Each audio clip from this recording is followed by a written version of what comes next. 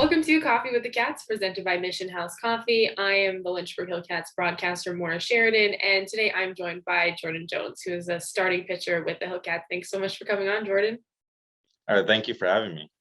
All right, opening question. How'd you fall in love with baseball?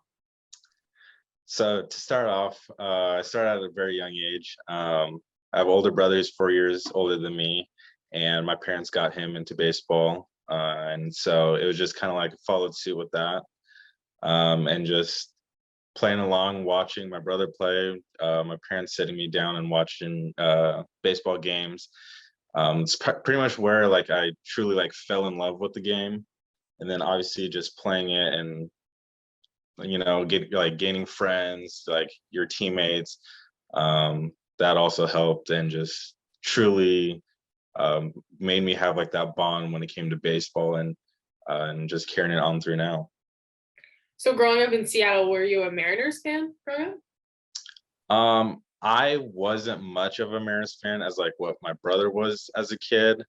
I've always just kind of been a person who's just like enjoyed sports, and so like for baseball, I just kind of enjoyed baseball. I didn't really have a specific team that I followed. So I wasn't really a Mariners fan, but obviously I did attend games, and when attending games, I did root for the Mariners. Who was your favorite player that you loved watching growing up? My favorite player watching growing up was Felix Hernandez on the Mariners. I just loved the way he pitched. He was electric, seemed like a very good guy, down to earth, like super loyal to the team. That's what I loved about him.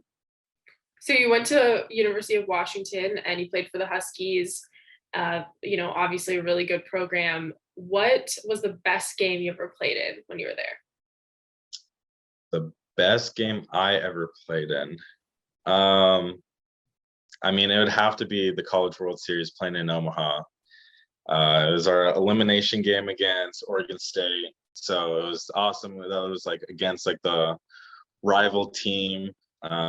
But it was such a cool moment pitching in a stadium like that in front of that many fans, and in a game that just mattered so much, and just trying to give everything that I had, put it all on the line in that game. It was such an incredible moment, and can never take that for granted. A lot of those guys are in minor league baseball right now on your team. So do you still keep in touch with them, and what kind of stories do you share back and forth? Yeah, I'm personally not like a big communicator.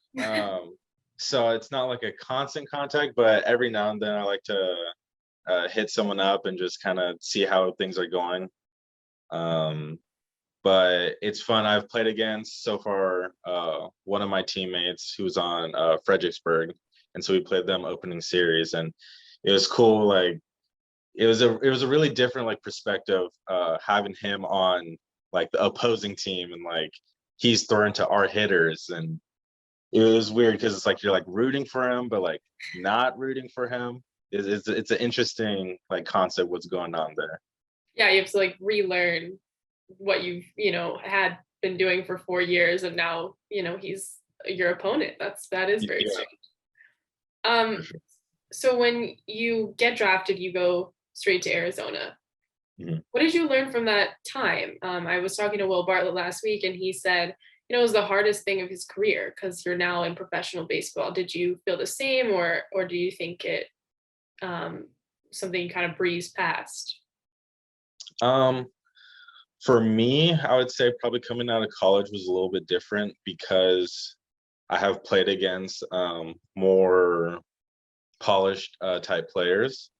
But the biggest difference was just the knowledge of like the coaches that we had. There's a lot of information to take in, especially when it came to the technology side of baseball. I didn't have too much resources, I guess, when it came to like the big tech is what is now in pro ball, as I did like in college. So it was cool, like actually watching video of like how I'm like releasing the ball, all the numbers and analytics on like all my pitches, talking about how like my mechanics are, what I can improve to, make everything just a little bit better. and that was the biggest difference for me. It was a lot of learning curve of just about myself, kind of learning like what's good and what's bad. Um, but it was a good time. I love being in Arizona and getting to learn all the new things. Do you feel the pitchers you thing here in with the Cleveland system, and how has that kind of affected the way you look at the game? Yeah, I mean, you just look at like even just the pitchers in our organization and at the big league level, and you see what they have been able to do when it comes to developing guys.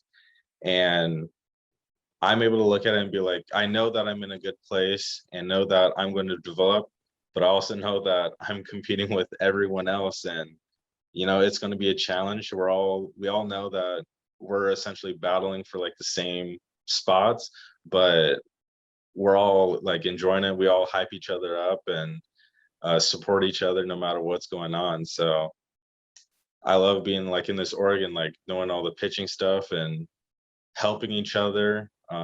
Whether it's them helping me with a pitch or me helping someone else, but it's a good time, and there's a lot to learn, and you're always kind of talking and learning new things, whether it's coaches or players. Yeah, speaking of learning new things, have you ever learned anything from your brother? Because I know that he's with the Astros and playing first base there. So obviously you're not the same position, but what can you learn from him and what he's accomplished? Yeah, I mean, the biggest thing that I've learned from him is that minor league baseball is a constant grind, that you're going to have your plenty of like your ups and you're going to have your really low lows, and you just kind of have to find the way to be able to balance it, not get too excited when things are going well, and then just obviously not getting too down when like things are going bad.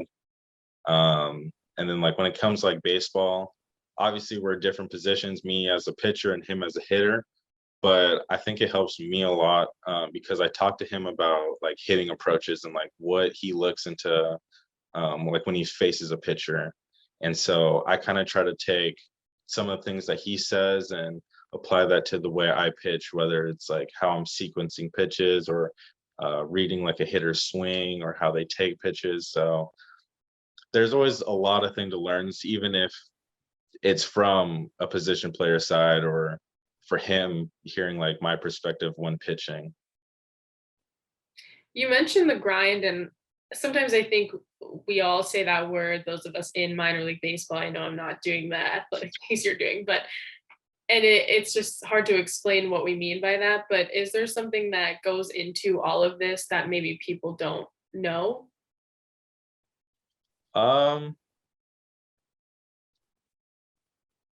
I mean, I feel like a lot of people like kind of could understand what it is, but just like kind of imagine, because we played now for 6 straight days and then one day off, and most of us like this is our first full season. Like pretty much almost like half is like high school guys, half are like college guys.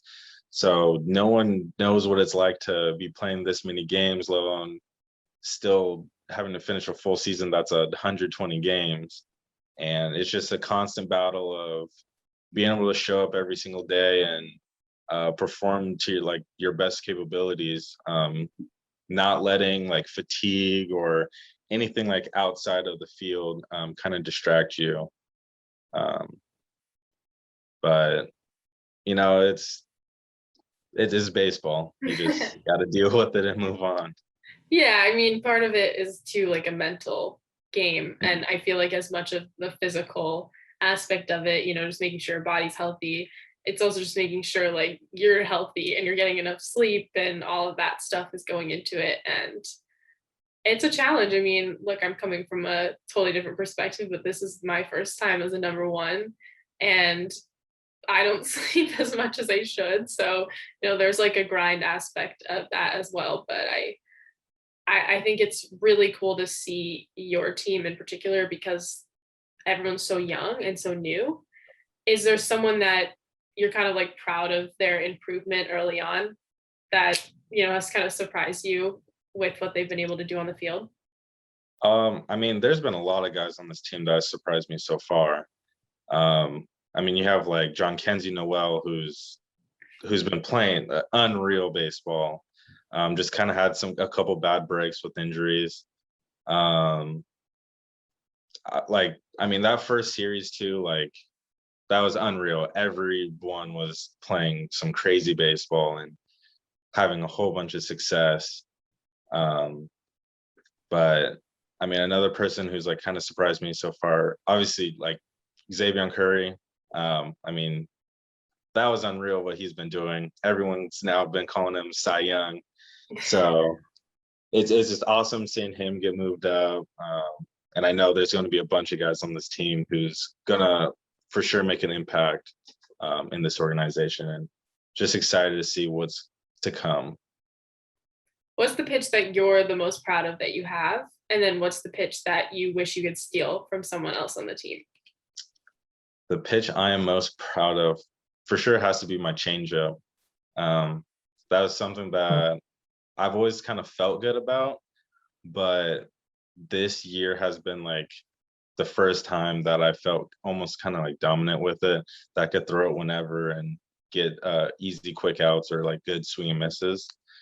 And then the pitch that I wish I had.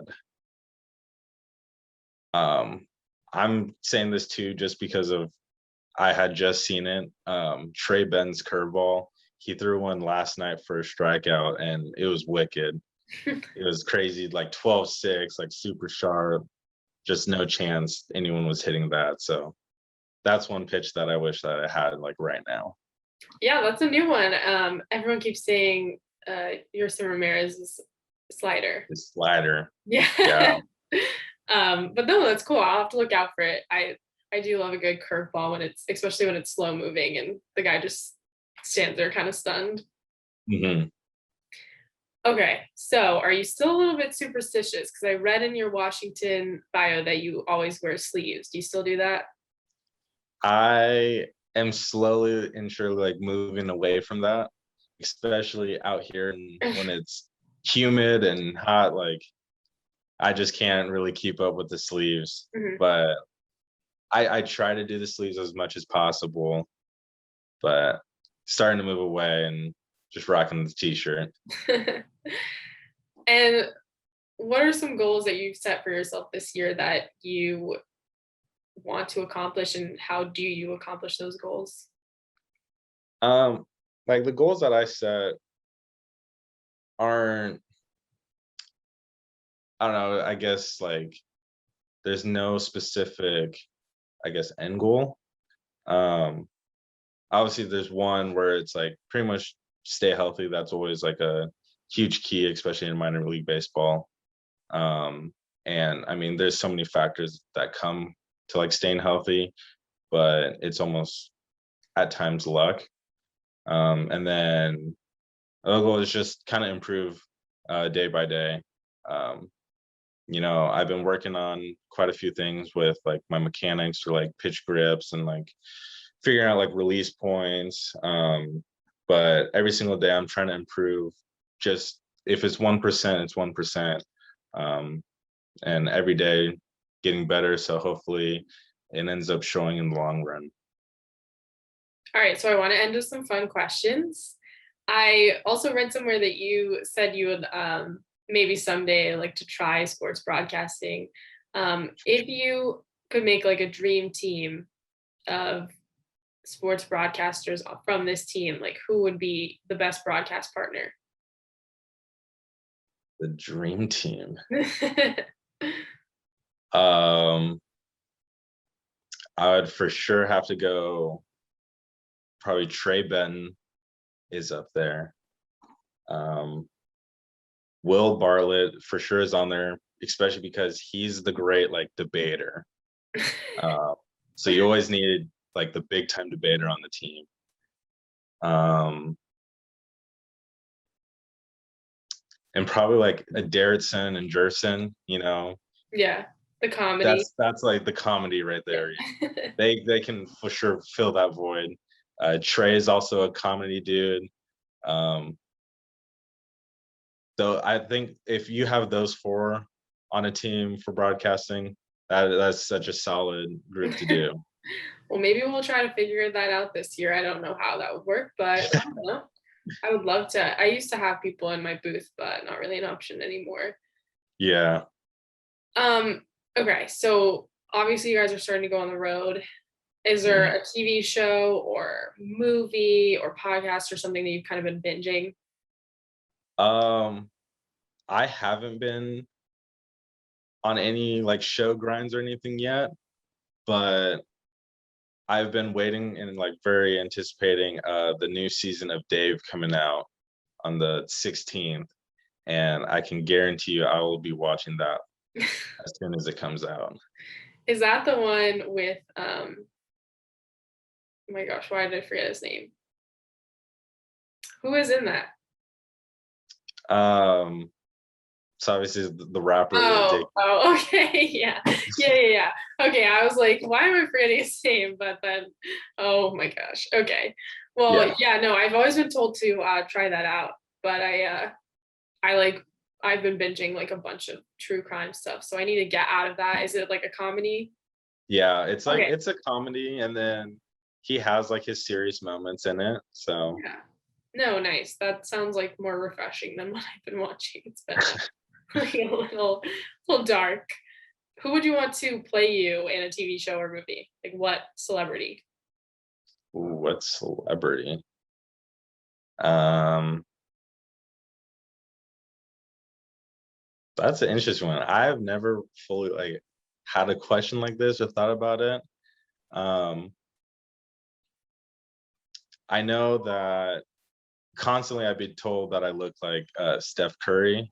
So if Steph ever wants to do like an acting job or acting gig, he could play me, even though he probably has zero idea of who Jordan Jones is. But maybe one day he might find out who he is, and I I want mean, to play him. LeBron has been in, two movies now. He's doing Space Jam, so who Yeah, knows? I mean, Steph Curry might take a turn and play a minor league baseball player. Could be yeah, and interesting. he has his own show, Holy Moly, and he's done some acting on that and seems pretty legit. So Okay, let's make it happen. We're just gonna have to write a script for him. Okay, final question. Who has the best walk-up song on the team? I know this is gonna ruffle some feathers. best walk-up song on the team. Not yours. You can't say yours. That's tough then. Um, there's a lot of walk-up songs. Many people have been changing their walk-up songs too. Yes. Um, but the most consistent and like the most fun you could tell the person's really enjoying it is probably Angel Martinez. Every time like walking to the play, depending on the song, he's bobbing his head, dancing to the beat, just having that good feeling to get to the plate and, do something good. Yeah, I like Angels because he's so into it. I like Christians because it's just classic. And I love Hmm. I love Valdez. I don't know what it is. But it's just like it's a really good song, whatever it Yeah. is. I should just ask him what it is. But it like that one gets the crowd going for sure every time Valdez comes up. Hmm. All right. Well, thanks so much, Jordan, and obviously good luck this week and moving forward. Thank you for having me on. All right, this has been Coffee with the Cats presented by Mission House Coffee. I'm Maura Sheridan again. This is Jordan Jones. We'll see you next week on Friday here on social media.